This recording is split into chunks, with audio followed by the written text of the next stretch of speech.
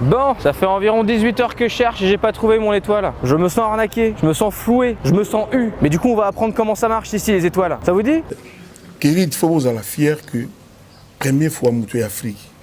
Voilà. Bâtir place mon abattoir ba John Wayne. Michael Jackson. Ba Alain Delon. Ba monsieur na bossa na ba Michael grand-père. Ba Cassius Clay, ba Mohamed Ali. Je vais oublier. La Madonna. Kofi Olomide. Cette vidéo. Quand on parle des étoiles d'Hollywood, on parle en fait des étoiles du Walk of Fame. Information, est-ce qu'on a information? Quand on dit que le tambour, on a trois bateaux, on a obligé de faire le téléphone, le service est là. Mimi a une de la émission là. On a dit que boubou.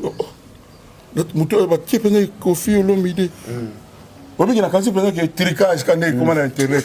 Donc mouton est récemment accueilli à Zongi, à Tamboli, à Sotiango, à Zongi. Nandimité. Tine na za botela. Tu as boulé montage, herbe tu vas tiner na boulé montage. T'as regardé comme quadra, il faut bouler comme montage. Et puis mais ça va te moi la quadra on a ça solo.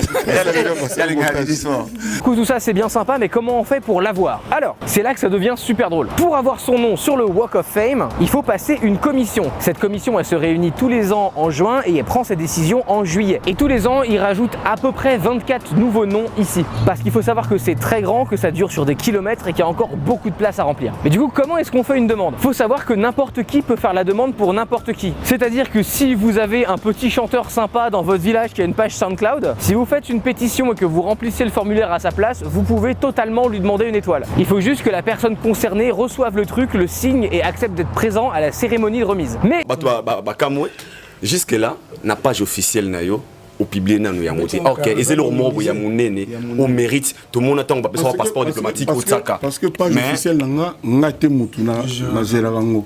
Donc si il faut mutuna Angelo il faut ça dans l'émotion. Azan émotion ça dit tout valide. Oui, tout valide.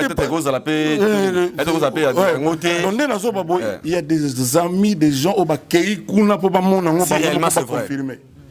Nga la zande ngwa na ko kina mbangu mbangu te. Yo ko jira que émotion ko. Qu'est-ce qu'on a évidé, papa? Pour te dire la vérité, ce que je ne réalise pas. Quand la mine était à donc bateau pèse en félicitations. Donc nous sommes en train de dire bateau bateau là non nous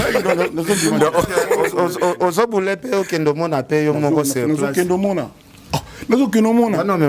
Et c'est là où ça devient rigolo. Le formulaire pour faire la demande que vous allez voir apparaître à l'écran parce qu'on l'a trouvé, et ben ce formulaire là il coûte 30 000 $. Donc déjà juste pour faire la demande, même pas pour être accepté, mais juste pour faire la demande à ce qu'on te prenne en compte, ça coûte 30 000 $. Prix d'un joli Renault Scénic, toute option, avec l'autoradio et tout le bordel. Mais ça ne finit pas là parce que si jamais ta demande est acceptée, ce qui est extrêmement rare, hein, c'est très compliqué évidemment, tu dois payer encore 40 000 $ pour payer la création et l'entretien de l'étoile. Et il faut aussi que tu rajoutes un petit billet pour la soirée d'inauguration à ton nom. Donc au final, ce qui est clair, na bombelote bato belé la minute au bazo zelaka page officielle ya Kofi Olomide a confirmé ce qui étoile wana réellement ezali étoile ya mérite ya Kofi Olomide. Mais tout le monde va commentaire obi congolais za manenge na ote au foot avec 10 € ba tie yango relongo après 20 minutes. Les autres ne vont pas commentaire à komi obi pe bon ba te belé obi no bozana bango pe bien o boye bana bango bazana ba batu na Hollywood.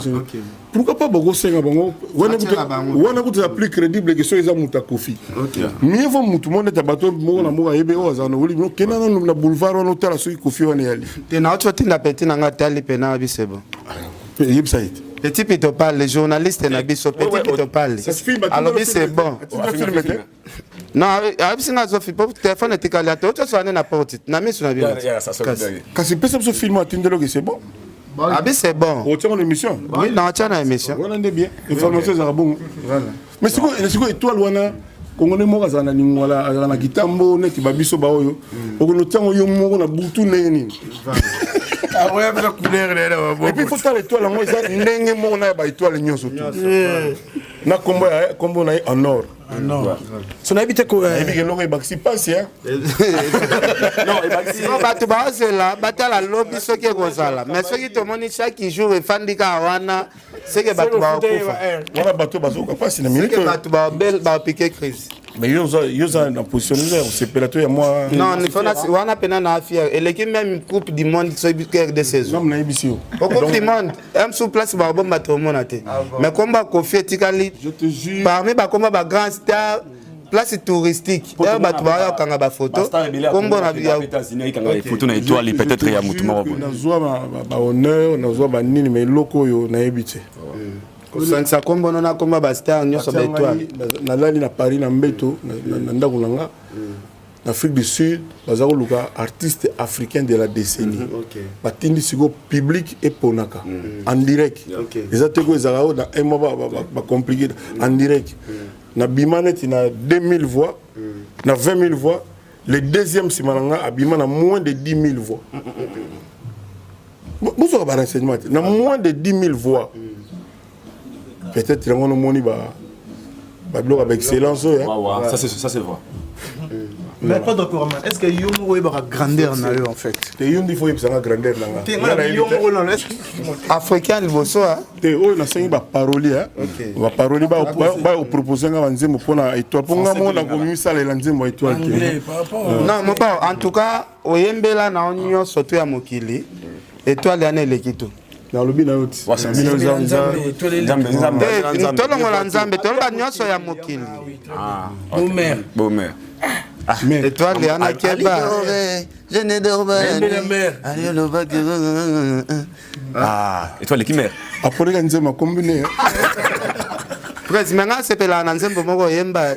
So na za confondre ngona binzembo ademote mananga.